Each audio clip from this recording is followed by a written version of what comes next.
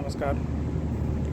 असली पावर जो होता है ना वो इन्फॉर्मेशन का होता है। आपके बारे में अगर आपके दुश्मन को जानकारी है तो आपको टैकल करना उसके लिए आसान होता है, या यूँ कहें कि आपके लिए वो प्लान अच्छा से बना पाता है अगर उसको पता है कि आपका अगला मूवमेंट क्या होगा, या आपको हेल्प करने वाले कौन लोग हैं, या आप कहाँ जाके फंस सकते हैं, आपकी कमजोरी क्या है।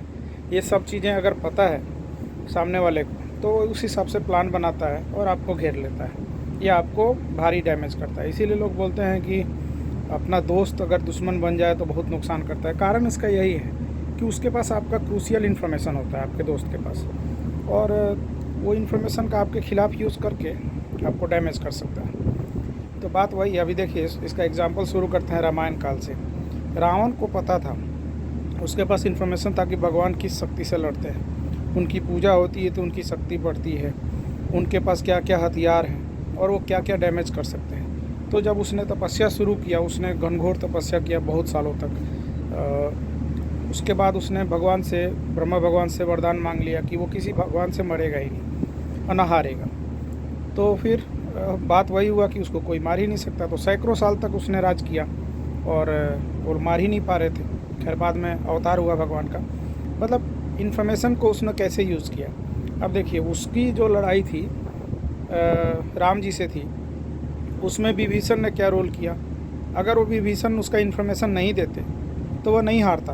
कैसे मारना है उसको, उसने कई वर्षों तक तपस्या करके अपने ये सब चीज़ें अर्जित की थी कि अपना प्राण को कहाँ छुपा सकता है, या उसके सर कितने हो सकते हैं, या वह कैसे हारेगा नहीं हारेगा। वैसे ही कुंभकर्ण का था, वो माया से कितना बड़ा हो सकता है, पहाड़ से भी बड़ा हो सकता था, कुछ भी कर सकता था। तो वो सब चीज़ें इन्फॉर्मेशन कौन दे रहा था? इन्फॉर्मेशन विभीषण दे रहे थे और इसलिए लोग मारे जा रहे थे। मेघनाथ का भी था पावर, वो पूजा करेगा, देवी को खुश करेगा, 100 बलि देने का या कुछ ऐसा रूल था, 100 यज्ञ करने का, वो कर लेगा तो उसको कोई हरा नहीं सकता है। तो वो यज्ञ पूरा नहीं होने दिए विभीषण ने, बता दिए लक्ष्मण जी को और हनुमान जी को, वो जाके यज्ञ भंग कर दिए। तो वही बात है, इन्फॉर्मेशन बड़ा पावरफुल है। वो लोग पावरफुल थे लेकिन फिर भी हार गए। उनकी कमजोरियों का उनके दुश्मन को पता चल गया। ऐसे ही और भी रावण के बेटे थे, पोते थे, जो अतिकाय था, कौन था, इनके बारे में भी कई क्रूशियल इन्फॉर्मेशन अभी विभीषण ने दे दिया। वैसे ही महाभारत काल में आ जाइए, भीष्म पितामह को वरदान था कि वो मरेंगे ही नहीं, इच्छा मृत्यु की वरदान था, और वो भगवान से खुद ट्रेनिंग लेके आए थे। वो एक दो गुरु नहीं थे उनके।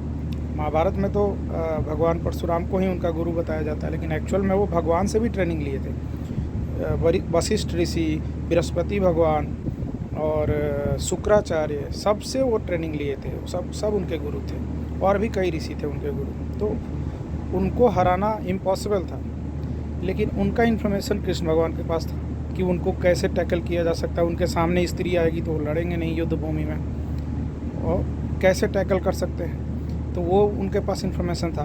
द्रोणाचार्य को कोई हरा नहीं सकता था, वो भी खुद परशुराम जी से सीख के आए थे धनुर्विद्या।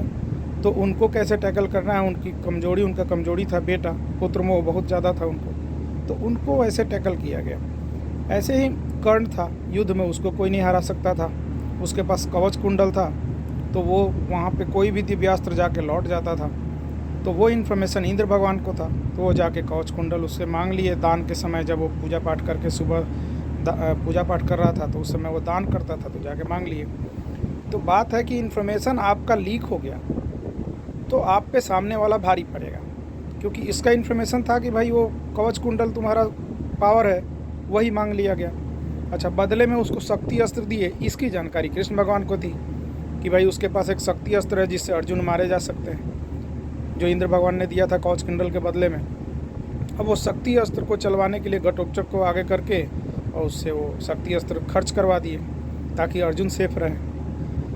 तो वही है कि आपके पास उसके आगे का वो क्या कर सकता है, वो इन्फॉर्मेशन अगर आपके पास पहले से है तो आप उससे बच सकते हैं या उसको मार सकते हैं। अच्छा, वो हमेशा हथियार उसके जब तक हाथ में रहेगा, जब उसके पास दिव्यास्त्र रहेगा तो हारेगा नहीं। तो कृष्ण भगवान को पता था कि वो कभी ना कभी एक बार आएगा टाइम जब उसके गुरु का श्राप उसको लगेगा और उसके दिव्यास्त्र काम नहीं करेंगे, तो निहत्थे में ही मारना है, दूसरा ऑप्शन है नहीं, तो वैसे ही मरवाए। प्लस उससे पहले ही उसको बता दिए थे कि आप लड़ाई करके भी क्या करोगे, वो सब तो तुम्हारे भाई हैं, जबकि पहले शुरू में नहीं बताए थे, जब लड़ाई ठन गई तो बता दिए। उसका अंदर से दिल ऐसे ही कमज़ोर हो गया कि भाई भाइयों से लड़ के जीत के भी क्या करूँगा। तब वो अपना एक ही जीत पूरा करने में लगा रहा कि अर्जुन से लड़ूंगा। बाकी भाइयों को हरा के भी छोड़ देता था, मारता नहीं था। कुंती को भेज के भी वचन ले लिए कि भाई बाकी लोगों को नहीं मारेगा, एक ही आदमी से लड़ेगा। तो ये चीज़ें होती हैं, कैसे घेरा जाता है। अच्छा, जयद्रथ था, जयद्रथ ऐसे मर नहीं सकता था।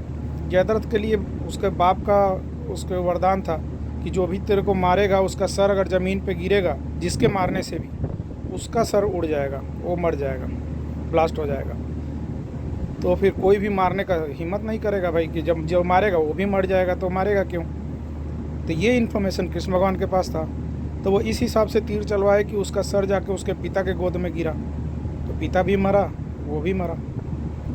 ऐसे किया जाता है, इन्फॉर्मेशन होता है। तो इसलिए अपना क्रूशियल इन्फॉर्मेशन किसी को दीजिए मत, आपको बड़ी आसानी से घेरा जा सकता है। कोई भी हो उसको मतलब फंसाया जा सकता है, उसको हराया जा सकता है सिर्फ इन्फॉर्मेशन के दम पे, नहीं तो वो नहीं हारेगा। दुर्योधन का शरीर पूरा पत्थर का हो सकता था, फिर वो हारता ही नहीं। उसमें भी कृष्ण भगवान को खबर हो गई कि गांधारी ने पूरा जीवन आँख पे पट्टी बांध के शंकर भगवान का पूजा किया है, तो वो जो चाहेगी जिस दिन पट्टी खोलेगी, जो भी देखेगी पूरा पत्थर का हो जाएगा।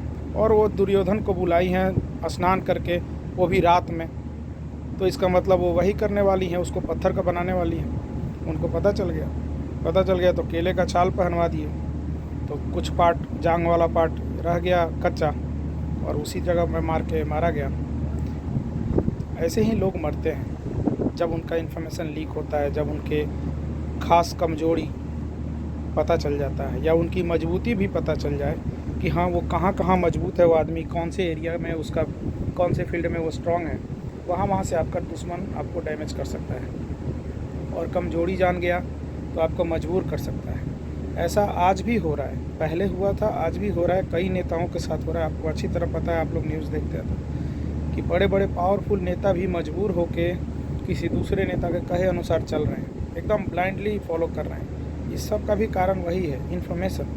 आपका इन्फॉर्मेशन, आपके खास बात, आपकी कमजोरी दूसरे को पता है, और पता है तो वो उसका मिसयूज़ कर रहा है। उसके पास वो इन्फॉर्मेशन आ गया, जैसे आपका कोई वीडियो आ जाए, कोई ऐसा फ़ोटो आ जाए जो आप समाज को नहीं दिखाना चाहते, और वो सामने वाले दुश्मन को आ गया, तो वो जैसा बोलेगा आपको करना ही पड़ेगा, नहीं तो वो वीडियो समाज में रिलीज़ कर देगा, आपका ज़ीरो हो जाएगा पूरा इतना दिन का मेहनत और आपका इमेज।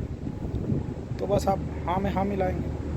तो इसलिए अपने कहने का मतलब अपने क्रूशियल इन्फॉर्मेशन को हाइड कीजिए। नॉर्मल इन्फॉर्मेशन आप सबसे शेयर कीजिए, ज्ञान की बातें जो भी है वो सब ठीक है।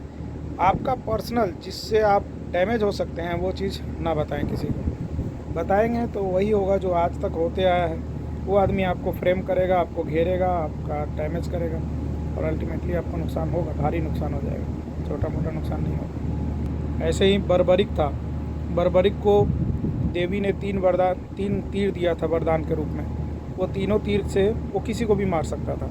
एक तीर से वो सबको मार्क कर देता था जितने दुश्मन हैं सामने, एक तीर से लाइन अप कर देता था एक ही लाइन में, और तीसरे तीर से सबको मार सकता था। तो ये बात भी कृष्ण भगवान को पता चल गई, और वो बोला था वो जो कमज़ोर है उन्हीं की तरफ से लड़ेगा। तो भाई इनको तो पता है कौरव कमज़ोर पड़ने वाले हैं, तो फिर हुआ ये कि वो उससे पहले ही उसको साइड कर दिए, उसका गला काट दिए, जो उसके दक्षिणा में उसका गला मांग लिए कि अपना सर काट के दे दो।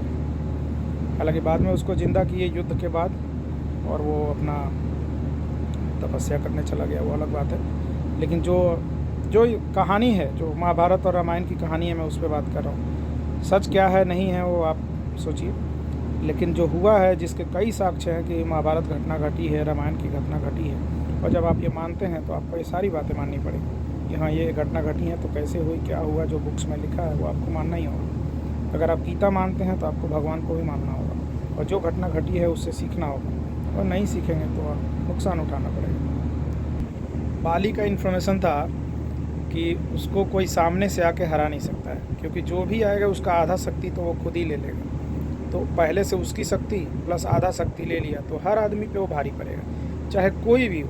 इवन भगवान भी उसके सामने आके जीत नहीं सकते थे। तो फिर बाली को मारा कैसे जाए, और ये इन्फॉर्मेशन भगवान को मिल गया, कि भाई सामने आके तो लड़ नहीं सकते। तो दो भाइयों का युद्ध करवा के, उस मार्किंग करा के, गले में माला पहनवा के साइड से मारना पड़ा। इन्फॉर्मेशन के कारण मारा गया ना। अगर उसका ये इन्फॉर्मेशन लीक नहीं होता तो नहीं मरता।